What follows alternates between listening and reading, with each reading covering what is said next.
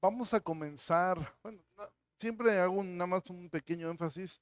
De verdad les animamos, asistan a las reuniones que se dijeron, especialmente a la del padre. De verdad, siempre a la mamá se le festeja con todo y a los papás, pues como sea, pero pues de verdad, ojalá puedan venir. Papás, mamás, invitan a sus esposos. Y si me acompañas al libro de Gálatas, vamos a ir a la palabra de Dios. Vamos a comenzar un capítulo nuevo, Gálatas capítulo 2.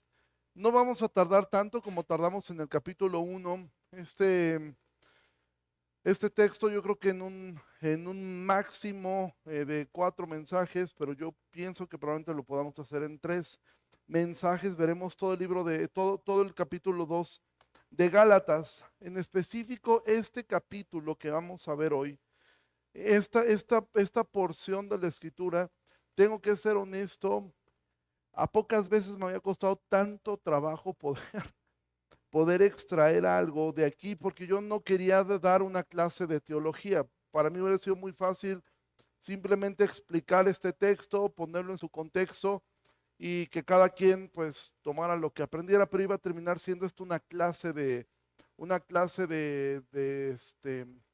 teología, una clase acerca de esta epístola pastoral, pero quise extraer algo que nos pudiera ser relevante, porque como hemos visto, el problema que había en la iglesia en Gálatas era un problema de por la circuncisión. Ya hemos hablado mucho de esto. Pablo no tenía un problema en sí en que la gente se circuncidara, no lo veía como algo pecaminoso, no lo veía como algo fatal. De hecho, más adelante, en Hechos, tú vas a poder leer cuando Pablo circuncida a Timoteo, ¿sí? Entonces en sí el problema no era la circuncisión, el problema era lo que la gente, los judíos, los judaizantes miraban la circuncisión como algo necesario para la salvación. Hay muchas cosas que en sí no son malas. Cuando se convierten en malas, cuando eso le agrega a tu salvación, cuando tú piensas que algo que tú haces puede agregarle a tu salvación. Entonces hemos estado viendo acerca de esto y de las últimas cosas que Pablo ha dicho y que se unen con este capítulo es que Pablo va a comenzar a defender su apostolado. ¿Por qué lo tiene que defender? Debido a que los judaizantes pusieron en tela de juicio el apostolado de Pablo, porque sabían ellos, si logramos desacreditar a Pablo, desacreditamos completamente su mensaje. Y entonces Pablo comienza a defender su apostolado. De hecho lo comenzó a defender desde los primeros versículos de Gálatas, diciendo que él recibió todo directamente de Jesucristo. Y hasta aquí vamos bien. Ahora, el tema que ellos tenían, el problema que ellos tenían es un tema que para nosotros no es relevante. Aquí no tenemos un problema con personas que digan, no, si tú no te circuncidas, entonces tú no eres salvo. Entonces, ese fue para mí el reto. ¿Cómo poder volver? Porque esto está escrito para nuestra enseñanza. Dice Pablo que toda la palabra de Dios es útil. Entonces, este texto debe ser útil para nosotros. Sin embargo, el problema que ellos tienen no es un problema relevante para nosotros. De hecho, es un problema que ninguna iglesia actualmente, por lo menos de este lado del mundo, tiene. Entonces, ¿cómo lograr que un problema, por ejemplo, cuando tú lees en Corintios, el problema que había de inmoralidad sexual, ese es un problema común, desafortunadamente, dentro de la iglesia. Pero este problema que ellos tenían, a nosotros no nos es relevante porque nosotros no tenemos ese problema. Sin embargo, aunque el problema es distinto, el corazón que lo provocó es el mismo. Dice el libro de Santiago que de dónde vienen las guerras y los pleitos. Dice de nuestro propio corazón. Entonces, aunque no voy a tomar como ilustración el problema que ellos tenían, o más bien voy a tomarlo como ilustración para poder ver cómo nosotros como iglesia, toda la iglesia sigue teniendo ciertas dificultades con algunos temas y cómo es que se deben confrontar y enfrentar esos problemas. Repito, nosotros no tenemos un problema aquí que tengamos un grupo de personas que quieran que los hombres se circunciden. Ese no es nuestro problema. Pero sí hay un problema acá que podemos tomar como ejemplo. Digo todo esto como introducción, porque para muchos, sobre todo los que gusten y amen lo que es la predicación expositiva, probablemente puedan ser tentados en pensar que lo que estoy haciendo es alegorizar el texto. No lo estoy alegorizando, simplemente quiero tomarlo como ilustración y poder poner problemas que nosotros enfrentamos para poder ver y aprender algo de esta parte de la escritura. ¿Ok? Dicho esto, entonces vamos a entrar a nuestro texto. Gálatas capítulo 2, versículo 1 dice: Después, pasados 14 años, subí otra vez a Jerusalén con Bernabé, llevando también conmigo a Tito, pero subí según una revelación, y para no correr o haber corrido en vano, expuse en privado a los que tenían cierta reputación del evangelio que predico entre los gentiles. Mas ni aun Tito, que estaba conmigo, con todo y ser griego, fue obligado a circuncidarse. Entonces yo dividí, vamos a ver hasta el versículo 9, lo dividí en 3 secciones. Esta es la primera sección. ¿Qué es lo que está ocurriendo acá? Pablo sube a Jerusalén nuevamente. Ahora, esto tú lo puedes ver. No hay un consenso si esto se refiere a Hechos capítulo 11, cuando Bernabé va y trae a Pablo y van juntos a Jerusalén, o si esto se refiere a Hechos capítulo 15, cuando hay un concilio que están teniendo un problema precisamente por este punto.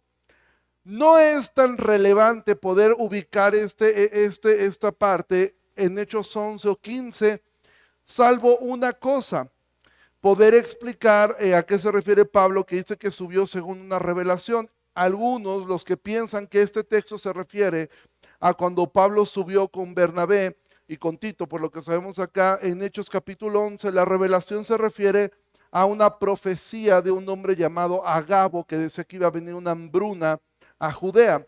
Otros piensan que esto se refiere a Hechos capítulo 15, cuando hay un concilio, cuando están enfrentando un problema entre ellos debido a esto de la circuncisión, y entonces se piensa que se refiere a esto, y la revelación es que Jesucristo mismo, Dios mismo le dijo: sube a Jerusalén. Digo estos detalles porque sé que algunos de ustedes estudian a profundidad los textos y simplemente quiero ponerlo como breve. A los demás quizás no les sea tan relevante estos detalles, aunque sí cambiaría un poquito la perspectiva, pero yo voy a ubicarme, y yo en lo personal me adhiero a los que piensan que esto se refiere al concilio que hubo, ¿sí? Yo me adhiero más a eso. Se me hace un flujo más lógico pensar que esto se refiere a cuando subió Pablo con Bernabé y con Tito en el capítulo 15, cuando hay un concilio. Ahora, ¿qué es lo que podemos aprender acá? Dice: después de 14 años subí otra vez a Jerusalén, llevando también conmigo a Tito. ¿Quién es Tito? Tito, tú recordarás, Bernabé fue de alguna forma un mentor para Pablo. Él era judío, él era un levita de Chipre, un levita muy raro porque tenía una herencia, cosa que los levitas no deberían tener, pero era un levita que apoyó al ministerio de Pablo. De hecho, fue como que de los primeros que creyó en el ministerio de Pablo cuando los demás le tenían miedo, y con justa razón, porque Pablo los mataba a los cristianos o los perseguía. Pero también lleva a un hombre llamado Tito. La Biblia, tenemos un libro llamado Tito. Tito es un colaborador muy cercano de Pablo, y Tito no era judío, ¿sí? Tito era un gentil. Ahora, ¿por qué Pablo lo lleva a ellos dos? Recuerda, Pablo lo que estaba defendiendo era que ya no había necesidad de volverse judío y de cumplir con la ley judía para ser salvo. Entonces lleva a Tito. ¿Por qué razón? Porque él quiere demostrar que los gentiles también se estaban convirtiendo al cristianismo sin la necesidad de volverse personas que tuvieran que cumplir con la ley de la ley mosaica. Ahora, quiero rescatar estos puntos. Dice: pero subí según revelación, Y para no correr o haber corrido en vano, pon mucha atención, versículo 2, expuse ¿en qué? En privado a los que tenían cierta reputación el evangelio que predico entre los gentiles. Mira, la iglesia, ¿has visto estas películas donde, todas las películas de superhéroes son así, donde si no logran cumplir su misión, el mundo o el universo se acaba? Bueno, este fue un momento así. Si esta reunión hubiera terminado mal, hablándolo humanamente, es muy probable que el mensaje del evangelio se hubiera acabado para siempre. Porque la iglesia estaba a punto de enfrentar una división. Por un lado estaba este grupo de judaizantes queriendo obligar a los gentiles a volverse a la ley, y por el otro lado estaba el evangelio predicado por Pablo y también por los apóstoles, ¿sí? Respecto a que no había una necesidad de hacer eso. Ahora, lo relevante de esto es que Pablo sube y dice, voy a subir, dice, expuse en privado el evangelio que predicaban los gentiles. Ahora, esto a mí me sorprendió mucho estudiando. ¿Por qué razón? Porque estamos hablando del apóstol Pablo. Pero el apóstol Pablo, con todo y que era el apóstol Pablo, con todo que él estaba convencido del mensaje que estaba predicando, con todo que él sabía que Jesucristo se lo había predicado a él, él dijo, ok, hay un problema muy grande, voy a ir a Jerusalén y voy a exponerle a los que tenían cierta reputación, quienes son estos líderes grandes, entre ellos apóstoles, aquí es mencionado Pedro, es mencionado Juan, es mencionado Jacobo, el hermano del Señor, porque Pablo tenía que de alguna manera escuchar qué es lo que ellos pensaban respecto a este punto y también el exponer lo que estaba diciendo y poder contrastar lo que estaban hablando cada uno. Ahora, lo importante es esto, expuse en privado. Y aquí es donde yo quiero rescatar algo muy importante. Mira, uno de los mayores problemas que tiene la iglesia desde que se fundó es la división. Nosotros mismos como iglesia sufrimos una división. Por ahí creo que fue el último mensaje que predicó Dan alguna vez en la iglesia. Dios quiera pronto Dan pueda seguir predicando. Pero en el último mensaje que él predicó, él puso una ilustración de esas cosas que se te quedan en la mente para siempre. Y yo ya la apropié y a veces le he dicho, a veces le doy crédito a Dan y a veces se me olvida. Pero me impresionó mucho porque él decía esto. Todos nosotros estamos compuestos por células. Cuando tú te enfermas, tus propias células comienzan a combatir la enfermedad. Es decir, tenemos un sistema inmunológico que combate cuando algo entró al cuerpo, lo comienza a combatir. Pero hay una enfermedad que ocurre que las células se enferman y las mismas células comienzan a atacar al cuerpo. ¿Sabes cómo se llama eso? Cáncer. Cuando las propias células atacan al cuerpo, eso se llama cáncer. La división dentro de una iglesia es un cáncer. Y como todo cáncer, tiene que ser extirpado.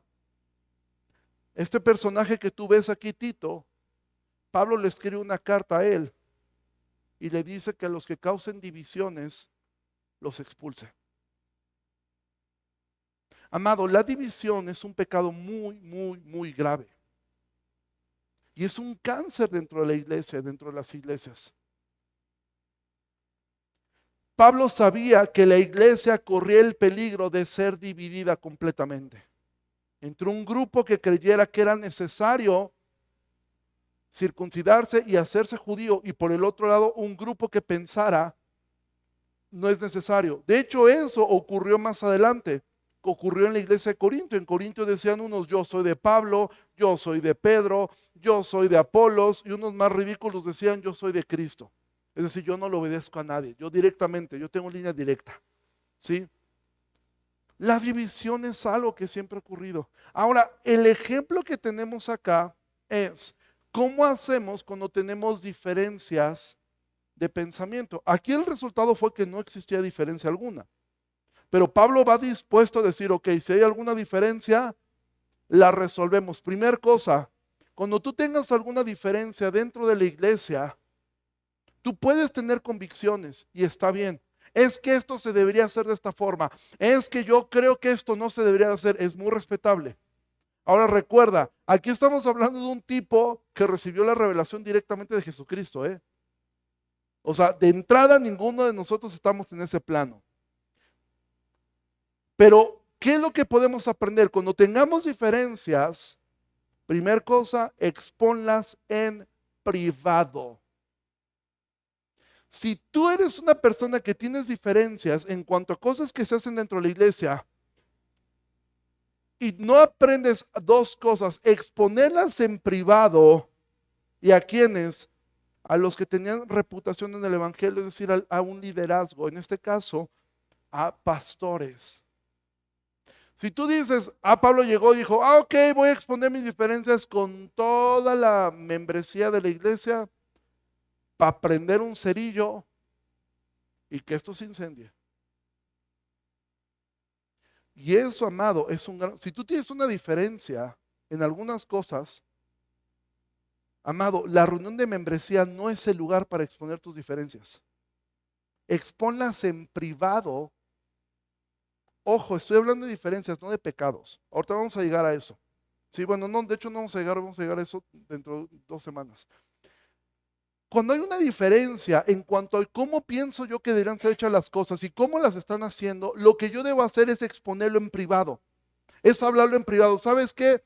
Pastor, yo estoy viendo esto, no me gusta la actitud de tal hermano, no me gusta esto, yo creo que esto que estamos haciendo no es correcto, yo creo que la forma en que se está enseñando no es correcta, yo no concuerdo, no comparto ciertos puntos y está bien. Voy a poner una ilustración, por ejemplo, ahora mismo estamos viendo en la escuela dominical respecto a las dispensaciones. Puede ser que tú tengas una postura diferente, está bien. El punto es que tú no puedes incendiar una reunión haciendo preguntas cuya respuesta tú sabes, pero tú quieres que los demás sepan que sabes. Si tienes una diferencia, ve en privado, ¿sabe qué, pastor? Yo igual esta parte o no la entiendo, sé humilde, o no la comparto. Y eso está bien. Tendremos diferencias siempre, aún dentro de las escuelas de escatología. Si tú hablas con 20 dispensacionalistas, entre ellos va a haber algunas pequeñas diferencias en cuanto a cómo miran ciertos aspectos. Lo mismo con una millennial, lo mismo con un postmillennial. Tú los juntas a todos y nunca vas a encontrar a un grupo muy grande que todos vean todo exactamente igual. Ahora, cuando tú tienes una diferencia, aprende a exponerla. Si tú tienes una convicción, es que sabes que yo no sé por qué aquí cantamos así. Es que yo creo que esto no está bien. Yo creo que debemos de cantar más himnos, o otros. No, es que yo creo que debemos de levantar las manos. Expon tus diferencias en privado. ¿Sí? Aprende a poder hacer. Pablo siendo Pablo, miren, después de Jesucristo, el ser humano más impresionante que ha pisado la tierra se llamó Saulo de Tarso. ¿Sí? Fue un hombre que desde que conoció al Señor, dedicó su vida completa al servicio. Más de la mitad del Nuevo Testamento fue escrito por él. Y aún así, él dijo, estos hombres tienen reputación, estos hombres estuvieron antes que yo. Voy a ir a exponer en privado el evangelio que predico entre los gentiles. Es decir, estoy dispuesto a que ellos me puedan retroalimentar. Obviamente Pablo no estaba dispuesto a ceder en lo que era importante, pero sí estaba dispuesto a poder, ok, quiero que me escuchen. Esto es lo que estoy predicando. Muchas veces cuando tú tienes un llamado, tienes ganas de hacer algo, dices, yo me arranqué y yo lo hice. Yo no tengo por qué decirle absolutamente a nadie. porque Dios mismo a mí lo puso en el corazón, lo veo en la Biblia y lo voy a hacer. Amado, aquí tenemos un ejemplo de algo muy importante. Es bueno que tú tengas convicciones, es sano que tú tengas convicciones, pero siempre exponlas. ¿Sabes qué? Quiero que escuchen, esto es lo que estoy haciendo. Le comencé a predicar a mis vecinos, están llegando a la casa y esto es lo que estoy haciendo. Amado, ¿qué ocurrió con esto? Dice versículo 3, mas ni aun Tito, que estaba conmigo, con todo ese griego, fue obligado a circuncidarse. Es decir, los apóstoles, sabemos que no estaban los 12 apóstoles, pero por lo menos había dos del grupo original, Pedro y Juan, y también estaba Santiago, que aquí lo menciona con el nombre de Jacobo. Santiago era el hermano de Jesús, ¿sí? El autor del libro de Santiago. Y tú puedes decir, ¿por qué sí Santiago y no Jacobo? Breve, una cápsula de cultura general. El nombre Santiago viene del latín Sanct Jacobus, ¿sí? San Jacobo, Sanct Jacobus. Con el tiempo el Sanct Jacobus se convirtió en Santiago. Por esa razón es que a Jacobo tú lo vas a ver aquí puesto como Jacobo, pero en el libro está como Santiago, pero es el mismo personaje. Entonces ellos escucharon a Pablo y dijeron, ok Pablo, estamos completamente de acuerdo contigo. Y tú estás de acuerdo con nosotros, pero aún más importante, estamos de acuerdo con el evangelio que nos predicó nuestro Señor Jesucristo. Entonces, primer cosa, cuando tú tengas alguna diferencia, y esto lo puedes aplicar no solamente dentro de la iglesia, lo puedes aplicar en tu trabajo. Cuando tú tengas una diferencia en cómo se hacen las cosas en tu trabajo, no incendies la oficina. Acércate a tu jefe, díselo en privado. Yo creo que esto podríamos mejorarlo, pero no incendies. Mira, la Biblia dice, bienaventurados los pacificadores. Algo que nosotros debemos buscar es eso. Aún en tu propia familia puedes y debes aplicar esto. Si tú tienes una diferencia en cuanto a las decisiones que está tomando tu esposo o tu esposa, no las expongas un día frente a tus hijos. Ahorita le echo un montón.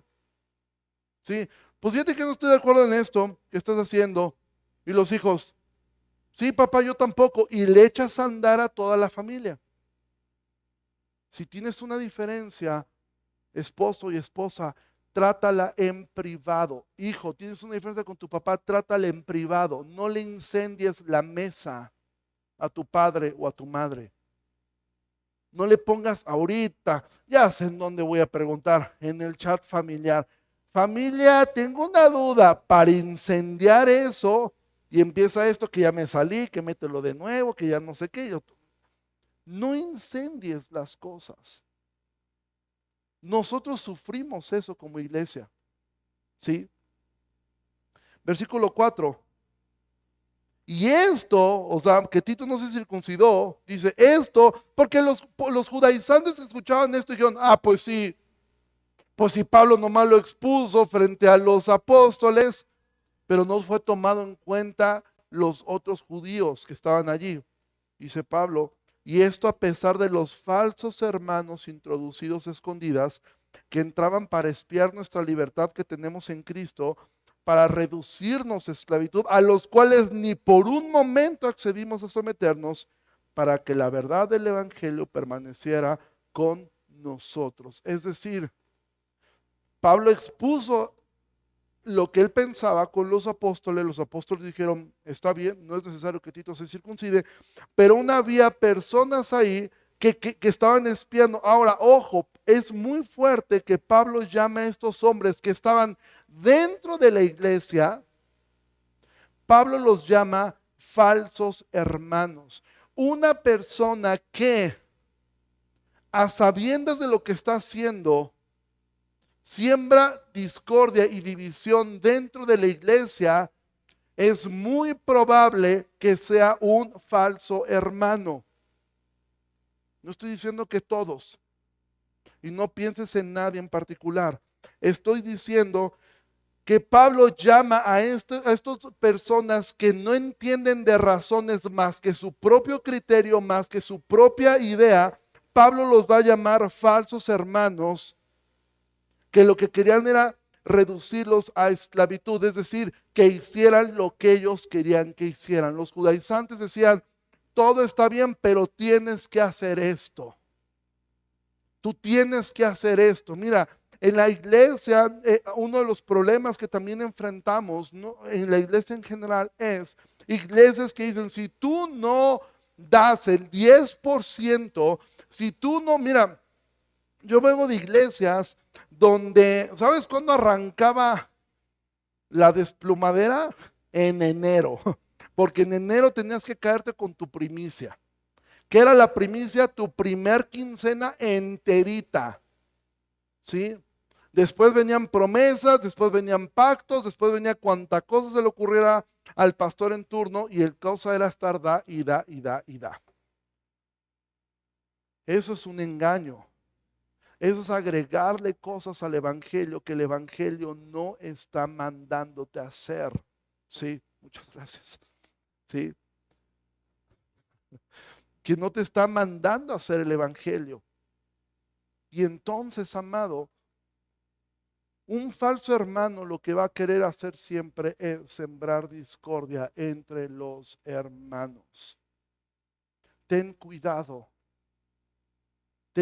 de ti y ten cuidado también con tus oídos. Si una persona te viene a hablar mal de otra persona, ¿qué es lo que tú deberías hacer? Porque puede ser que lo que te está diciendo es cierto, pero ¿qué es lo que Jesús nos enseñó a hacer? Ok, si alguien viene a hablar mal de mí, del hermano Pedro, aquí creo que no tengo ningún Pedro, pero imagina que me viene a hablar mal del hermano Pedro. De entrada lo que yo debería hacer es preguntarle a esa persona por qué me lo está diciendo a mí. Preguntarle por qué no se ha acercado con el hermano Pedro. Y tercero, animarlo. ¿Sabes qué? Ahora ya me cargaste tú con algo, entonces ¿sabes qué? Vamos a hablar con el hermano Pedro para ayudarlo. O yo voy a hablar con el hermano Pedro para que hable contigo. Yo no voy a entrar en chismes, pero es necesario que tú hagas esto. No hables a espaldas de otros y cierra tus oídos cuando una persona viene a hablarte cosas que, aunque sean ciertas, Jesús dijo cómo deben ser enfrentadas, confrontadas, cómo deben ser expuestas. Y el principio es en privado. ¿Sabes por qué Jesús dijo, si tu hermano peca contra ti, ve tú y estando tú y él solos? Si no te escucha, lleva dos testigos. Es decir, Jesús lo que está diciendo es, mientras menos personas estén involucradas en el proceso, es mejor. ¿Cuándo se hace necesario exponerlo a toda la iglesia? Cuando esa persona se ha negado a arrepentirse. Pero mientras tanto, basta con que una persona se lo diga. Entonces Pablo llama a estos hombres falsos hermanos. ¿Por qué razón? Porque estos hombres se metían para espiar su libertad y reducirlos a esclavitud. Pero ¿qué es lo que tenemos que hacer con un falso hermano? Lo que dice el versículo 5, a los cuales ni por un momento accedimos a someternos, para que la verdad del evangelio permaneciera con nosotros. Amado, nunca te sometas a un chismoso. Nunca sometas tu voluntad, nunca sometas tu convicción a alguien que te ha venido a hablar mal de otra persona. Si él no ha hecho el proceso que Jesús nos enseñó, esa persona está queriendo reducirte a esclavitud. Entonces, si te das cuenta cómo el problema era otro, pero el principio para nosotros sigue siendo muy actual. Porque eso es algo que enfrentamos todos. Y esto te sirve para tu familia. Si alguien viene a hablar mal de ti, es que mi tío no sé qué cosa, ya hablaste con él, ¿por qué escuchas tú? Ve y anima, ¿sabes qué? Pues habla con mi tío, háblalo tú. Pero no te prestes a esto. Versículo 6. Pero los que tenían reputación de ser algo, lo que hayan sido en otro tiempo, nada me importa. Dios no hace excepción de personas. A mí, pues los de reputación, nada nuevo me comunicaron. Ojo, nosotros leemos esto y parece Pablo como un poco altanero, ¿no? O sea, suena así un poco como orgulloso de parte de Pablo. De entrada, la traducción Reina Valera usa un lenguaje muy antiguo que quizá cuando eh, estos hombres tradujeron la Biblia, quizá esto no sonaba tan fuerte. Pero Pablo no está haciendo ninguna forma de humillar a ellos. Sencillamente lo que está diciendo es, los que tenían reputación de ser algo, es decir, los apóstoles, Pablo no está diciendo que eran falsos. Pero Pablo dice, lo que hayan sido en otro tiempo, tampoco me impone. ¿Por qué razón? Porque el poder del evangelio no radicaba en los apóstoles. El poder del evangelio no radicaba porque ellos eran apóstoles. ¿Sabes qué? Hubo un apóstol llamado Judas que entregó a Jesús. Entonces el apóstol para Pablo no era garantía de nada. O sea, para Pablo decía, ok, yo creo que son apóstoles, pero no porque sean apóstoles voy a hacer todo lo que ellos dicen. Entonces Pablo dice, lo que hayan sido en otro tiempo a mí nada me importa. Dios no hace excepción de personas. Es decir, Pablo expone ante ellos, dice, pero a mí los de reputación nada nuevo me comunicaron. Es decir, no es que no le enseñaron nada, no es que a mí nadie me enseña nada. No, lo que estoy diciendo es, del evangelio que les expuse, ellos no me dijeron algo nuevo. O sea, no me dijeron algo como, ok, eso no lo sabía. Versículo 7, antes por el contrario, como vieron que me había sido encomendado el evangelio de la incircuncisión. ¿Qué significa el evangelio de la incircuncisión? El evangelio hacia los incircuncisos, es decir, hacia los no judíos. Como vieron que me había sido encomendado el evangelio a los no judíos, vamos a poner esa palabra, como a Pedro el de la circuncisión, es decir, a los judíos, pues el que actuó en Pedro para el apostolado de la circuncisión, actuó también en mí para los gentiles. Es decir, Pablo dice, el mismo espíritu que hay sobre Pedro es el mismo espíritu que hay sobre mí. Dice versículo 9, y reconociendo la gracia que me había sido dada, Jacobo, que es Santiago, Cefas, que es Pedro, y Juan, que eran considerados como columnas, nos dieron a mí a Bernabé la diestra en señal de compañerismo, para que nosotros fuésemos a los gentiles y ellos a la circuncisión. Pablo está exponiendo un problema. Pablo lo que está diciéndole a los Gálatas es, miren, yo nunca dudé del evangelio que les estoy enseñando. Sin embargo, estuve dispuesto a ir y exponerlo frente a los que eran considerados como columnas, porque el líder de la iglesia en Jerusalén era Santiago, el hermano pequeño de Jesús. ¿Sí? Pedro y Juan eran considerados columnas. Pedro fue el primero en predicar. Y Pablo dice, con todo esto fui y expuse. Pero también me opuse a los que querían obligarnos a hacer las cosas de otra forma. Y al final del día, y esto es el otro principio que yo quiero transmitirte, es, confórmate con lo que Dios te ha llamado a hacer. Confórmate con eso. Ellos dijeron, ok, Pablo, tu ministerio es hacia los gentiles. Y Pedro, tu ministerio definitivamente es hacia los judíos. Si tú lo piensas en la lógica humana, si a mí me hubieran dado a elegir, como cuando armas tu equipo de fucho, si vas a armar tu equipo que va con los gentiles y el que va con los judíos, si a mí me hubiera tocado liderar el equipo de los judíos, yo no hubiera elegido a Pedro, yo hubiera elegido a Pablo. ¿Por qué? Porque Pablo era un fariseo, era un judío de cepa, un judío con pedigrí, era un judío sobresaliente y que evidentemente a los judíos les iba a impactar probablemente más que escuchar a un pescador como Pedro. Sin embargo, en la sabiduría de Dios, para que la gloria fuera para Dios, Dios elige a Pedro para predicarle a los gentiles y Dios elige a Pablo para predicarle a los gentiles y a Pedro para predicarle a los judíos. Dicho sea de paso, ese es uno de los grandes errores de la Iglesia Católica Romana. Ellos dicen que el sucesor que el Papa es el sucesor de Pedro. Pedro nunca predicó Pedro no fue llamado a predicarle a los gentiles. En todo caso sería el sucesor de Pablo, porque Pablo fue el que fue llamado a predicarle a los gentiles. Eso es otro pequeño brevario cultural, ¿sí? Muchas de las divisiones en la iglesia nacen cuando yo no estoy conforme con lo que Dios me ha puesto a hacer. Cuando yo quiero hacer lo que otros hacen. Cuando yo forzosamente quiero ese lugar, quiero poder hacer estas cosas. Tenemos de repente personas, y esto es a veces común, gente que dice, es que me gustaría cantar. Pues canta, ¿no? No, pues que me gustaría cantar ahí en la alabanza. Ahí viene una pregunta, ¿cantas? No, pero me gustaría. Pero pues a nosotros no nos gustaría. ¿Cómo le hacemos? Porque si no cantas, pues no cantas. Entonces, bueno, hay una forma. Métete a clases y pues si mejoras, adelante. Pero si no es tu llamado, quizá tú estás privando a un grupo, lo estás privando del don que Dios te dio.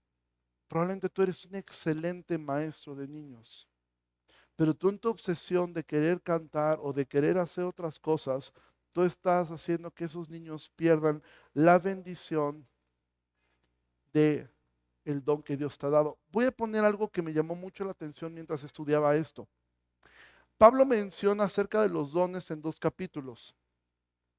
En Romanos capítulo 12 y en Corintios capítulo 12. Es donde se habla acerca de los dones. Hay algo que a mí me llamó la atención. Tanto en Romanos 12 y en Corintios es muy notorio. Después de hablar de los dones, ok, para los que tienen fresco Corintios. 1 Corintios 12 habla acerca de los dones. Corintios 13, ¿de qué habla? Del amor. Si tú lees Romanos 12, la mitad de Romanos 12 habla acerca de los dones y la otra mitad habla acerca de que el amor entre ustedes es sin fingimiento. Pablo sabía que siempre cuando se habla de dones entran problemas. No, pero es que yo quiero predicar, no, es que yo quiero hacer esto, es que yo quiero, no, no, no, no, no, no, yo quiero, pero es que no eres bueno en eso, no me importa, yo quiero. Es que mi sueño siempre fue cantar. Pues vete a un karaoke. Canta en la regadera, canta fuerte desde el lugar donde estás. Confórmate con lo que Dios te ha llamado a hacer. Sirve en eso, haz crecer eso que te dejó. Me encanta esta historia del Antiguo Testamento, donde un hombre tiene que defender un campo de lentejas. Imagínatelo a él. Todos los demás están ahí en la batalla, en este campo de lentejas. Defiende tu campo de lentejas. Si Dios te puso a defender eso, si Dios te puso a ti, mujer, no hay ministerio más alto y más importante que tú puedes desarrollar que cuidar y enseñar a tus hijos. No pienses que eres menos porque tú estás dedicándote a eso. Si es verdad, nunca saldrás en la revista Forbes, nunca serás una de las 100 mujeres más influyentes del mundo, pero ¿sabes qué? En el cielo serás recordada como una mujer fiel que hizo lo que tenía que hacer. Hombre, haz lo que Dios te llamó a hacer. Decía el pastor Claudio y también decía el pastor Armando respecto y me impactó la estadística que dio Armando. Las iglesias hay más mujeres y en las cárceles hay más hombres. Sí, porque los hombres muchas veces no queremos hacer lo que Dios nos llamó a hacer. No lo queremos hacer, hombres. Te niegas rotundamente a tener un tiempo donde tú le enseñes a tus hijos la palabra de Dios. Tú eres el responsable, hombre, de enseñar. Dices, no, yo quiero otra cosa. Que yo eso no. Que yo siento que no me entiende mi hijo. Que yo siento que está muy chiquito. Es que tú eres el encargado de enseñarle a tus hijos el evangelio. Eso nos debería de conmover. O sea, que ahí les está enseñando cosas que tú no les has enseñado nunca. Tus hijos deberían saberse los libros de la Biblia porque tú se los enseñaste. Porque tú fuiste quien les enseñó. Que tus hijos puedan decir como Pablo. Pablo decía, Jesucristo me enseñó, pero tu hijo puede decir, a mí me enseñó mi papá, a mí me enseñó mi mamá. Aquí vengo y refuerzo lo aprendido. puedo dar gracias a Dios que yo soy una generación que a mí lo que sé de la Biblia no me lo enseñó un instituto bíblico, no me lo enseñó un seminario, me lo enseñó mi madre. Amado, no desperdicies lo que Dios te ha dado a hacer. ¿Por qué comienzan las divisiones? Cuando empezamos a ver que el otro hace algo que yo quisiera hacer. Cuando tengas una diferencia, y con esto voy concluyendo, podemos aprender mucho de esta historia. Cuando tengas una convicción, cuando tengas una buena idea, cuando tengas una diferencia respecto a cómo se hacen las cosas en la iglesia, acércate en privado con el liderazgo de la iglesia y dilo. Resiste la tentación de escuchar chismes. Yo no voy a decir que son falsos hermanos. Yo voy a decir simplemente, resiste la tentación de escuchar chismes. Si esa persona insiste en provocar división, Pablo sí la llama un falso hermano. Y tercer cosa, confórmate a hacer lo que Dios te ha llamado a hacer. Y hazlo bien. Y hazlo crecer. Si nosotros no tenemos cuidado con eso, amados, nuestra iglesia ya pasamos por una y podemos pasar por otras tres.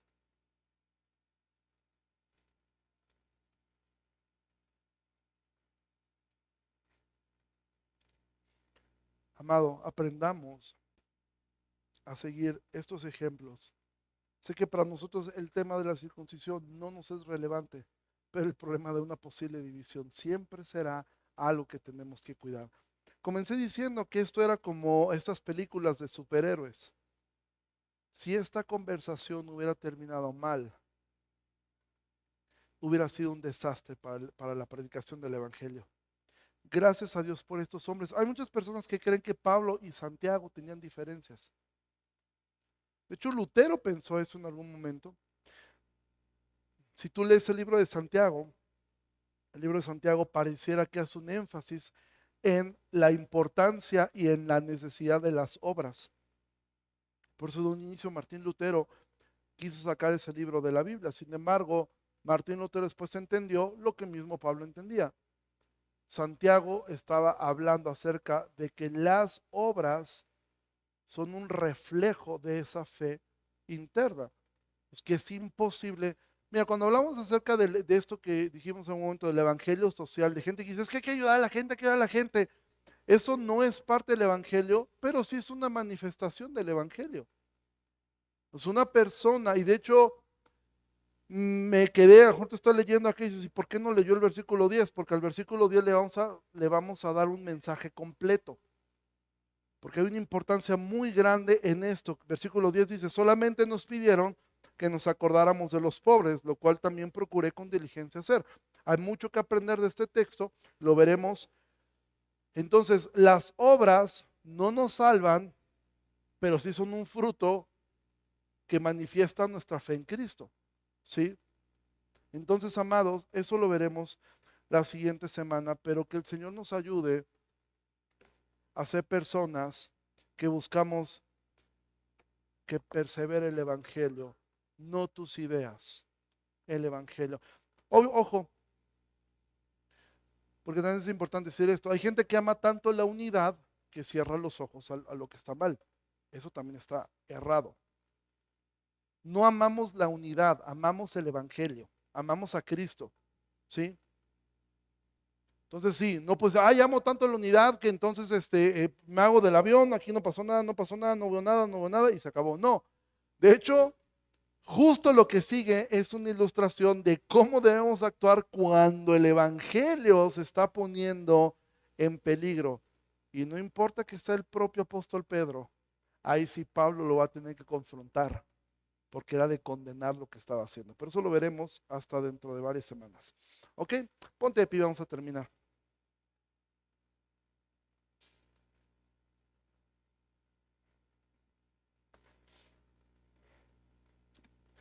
Señor Jesús, te agradecemos mucho por